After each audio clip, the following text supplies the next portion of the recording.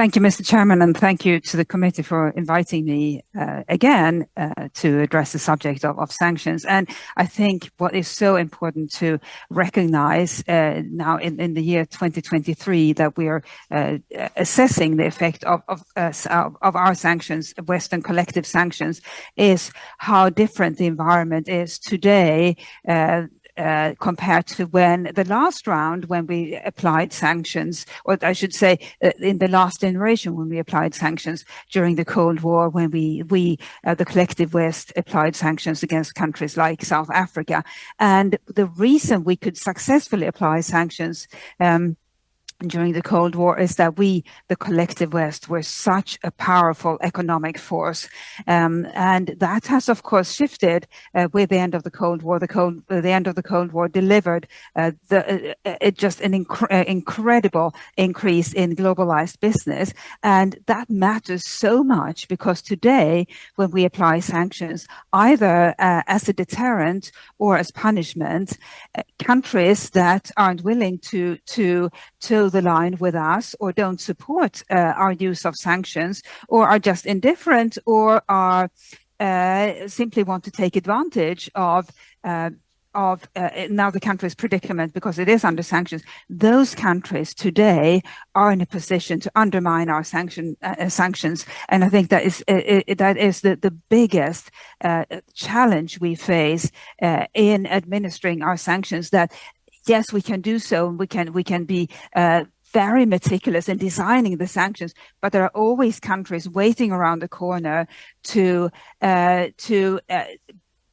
expand their trading relations. I'm talking about economic sanctions, to expand their trading relations with the country that is under sanctions. And that's what we are seeing to such a large extent happening with Russia.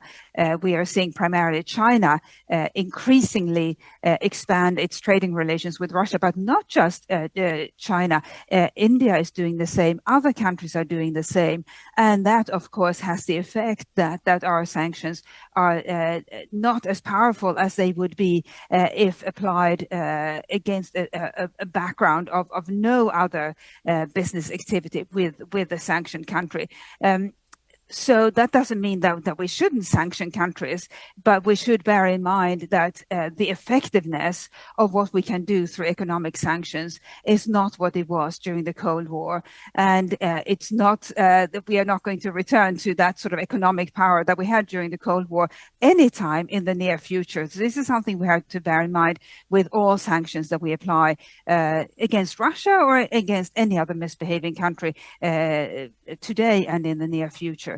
Another thing to bear in mind is why we apply sanctions. Do we apply them as a deterrent or do we apply them as punishment?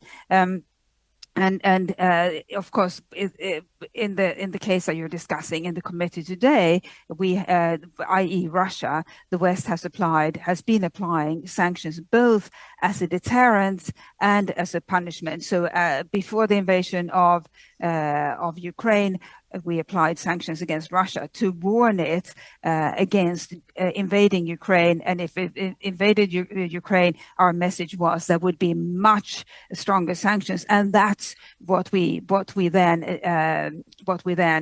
did. We did impose those stronger sanctions, and it is phenomenal that the Western alliance has stuck together in imposing those stronger sanctions. But another thing, the second main thing I'd like the committee to bear in mind is sanctions are such an obvious instrument of deterrence and punishment that the leaders of a misbehaving country factor that deterrent, that punishment into their cost-benefit analysis when they consider whether to pursue the action that we, the West, are trying to deter. So the Russian leadership very clearly had factored the risk of substantial, devastating Western sanctions into their cost-benefit analysis before invading Ukraine, and decided we'll do it anyway.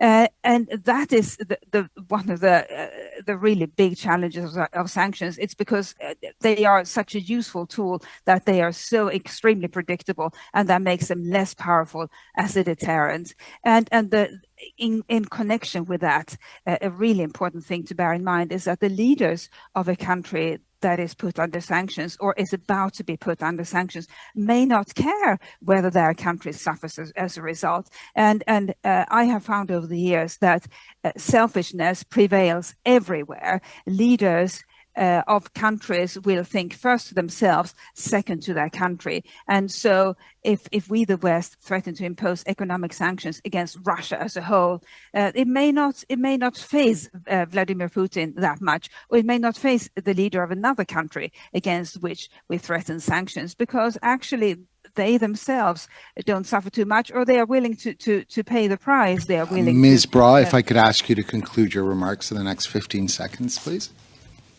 They are willing to bear that punishment, whereas if we can design sanctions that target them individually as a deterrent, that may achieve more effect in any future sanctions package. Thank you, Chair. Thank you, Mr. Chair, and thank you to our witnesses this morning or this afternoon, depending on where you are. I'll begin with Ms. Frau. You made a statement that the effectiveness of sanctions are really dependent on the degree of cooperation from the collective West, or have been in the past. Can you comment on what degree of asset flight occurs, or how common is it in response to to a series of Canadian sanctions? And a follow-up question, is that degree of flight somewhat dependent on the size of the economy of the country imposing those sanctions?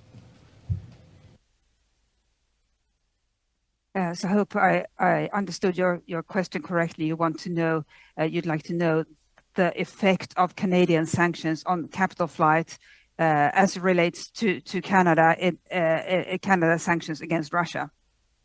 That's correct. And the secondary follow-up question right away, is that degree of flight from other countries imposing sanctions, do we see that in response to the size of the economy of the country and obviously the size of the trade with the country being sanctioned?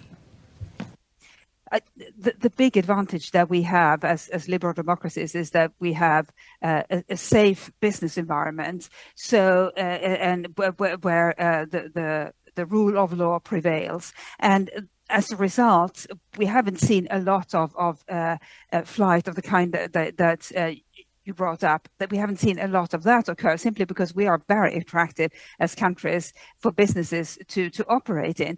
But the challenge that we have is more as Western countries, that our efforts are essentially in vain because other countries can buy up whatever it is the country under sanctions is trying to sell or needs to buy, and this is the unintended consequence and huge dilemma of globalization, that we have countries that don't operate according to the same value standards that we, the West, espouse, and that we thought other countries would espouse too as they developed market economies with our assistance. And we can say that was arrogant to assume that they would adopt the same value system on the international stage.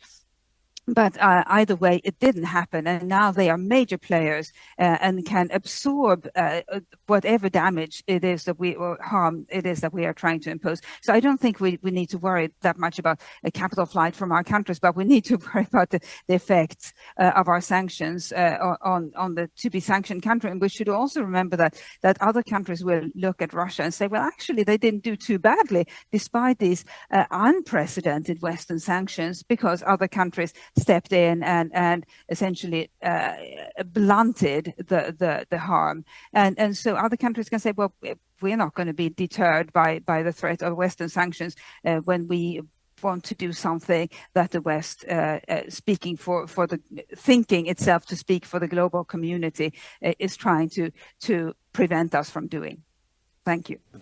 Thank you. You mentioned also that Putin and other countries that are being sanctioned often do a cost benefit and then go ahead for exactly the reasons you just articulated, making our sanctions less effective. Have you seen any, and I'm assuming the answer is no, but I'll state it for the record, or ask it for the record, are you seeing any kind of a cost benefit analysis from our Canadian side or other Western, the collective West, in doing that kind of analysis from a retribution consequence from us imposing sanctions? I mean, to be quite frank, we had the Minister Joly articulate that was part of the analysis when we were considering expelling a Chinese diplomat for other reasons. So are you seeing any of that creep into our own analysis of applying sanctions? So the cost benefit analysis is usually it's most common on the side or in the country that is planning to do something that it knows other countries won't approve of. But when it comes to countries imposing Western sanctions, they too look at the cost benefit analysis or conduct a cost benefit analysis. And I not being part of the Canadian government, I don't know exactly what has been going on, but I would think that the Canadian government has conducted a cost benefit analysis, not just with regards to the diplomats' expulsions, but also to the sanctions more generally, and also with regards to any action it takes in protesting any actions by the Chinese government, because the Chinese government, unlike most other governments, is willing to engage in instant retribution and not against the government that it feels has offended it somehow, but against companies. And I think this is another area where we have to bear in mind what sort of consequences our sanctions can have. If we were, I just want to get one more question. And do you have? Don't. You're well over. So we now go to MP Sarai. You have 5 minutes, MP Sarai. Thank you, Chair. My first question will go to Ms. Bra. How has Russia responded to Canada's sanctions? Just their response. Have you noticed anything in particular? Russia has officially responded to the collective Western sanctions, of which Canada is a key part, by essentially shrugging its shoulder and saying, well, you can try whatever it is that you want to achieve. We'll just go ahead with our plans anyway. And this is a nightmare for diplomats, frankly. We, the West, use sanctions first, as discussed, first to deter the hostile actions we are trying to prevent, and then to punish them. But what do we do if the country doesn't care, or rather the country's leadership doesn't care? And that's exactly the behavior that Russia is demonstrating at the moment. And not just in demonstrating it by continuing to fight this war against Ukraine, in Ukraine, but also by expanding relations with countries that are willing to undermine our sanctions. So it's essentially telling us, the wider West, that you can keep trying, but we'll put up with whatever the temporary harm is. We'll expand our relations with other countries. And on top of that, we may punish some of your companies. And I know there is an ongoing dispute between Russia and Canada, or rather between Russia and Canadian companies, regarding aircraft that were seized after the invasion, and this is frankly a nightmare for diplomats. I don't have an answer to it. I just know that countries today regimes can afford to be very arrogant when the West, collective West, imposes sanctions.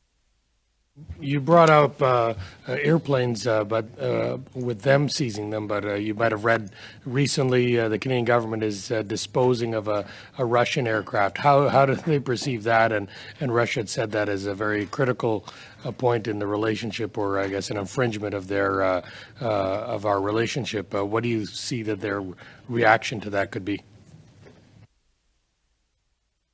It's a dangerous juncture. I remember vividly when Russia invaded on last year in February. I thought, well, does this mean now that companies will be punished, Western companies doing business in Russia? And it didn't take long for Russia to seize all those aircraft that Western owned and leased to Russia, aircraft that happened to be in Russia. And you can do that if you're a country that doesn't respect international rules and conventions and etiquette. And now, as you mentioned, Canada has seized a Russian aircraft as part of its sanctions and has a legal basis for doing so. But Canada is a country that follows rules and regulations and the letter of the law, so it will seize one aircraft because it sees a legal basis for it. But Russia doesn't operate according to the same rules. So I think if I were a Canadian company, I would worry that I could now become the target of Russian anger, retaliation, just as China has responded to various Western government actions by harming random Western companies.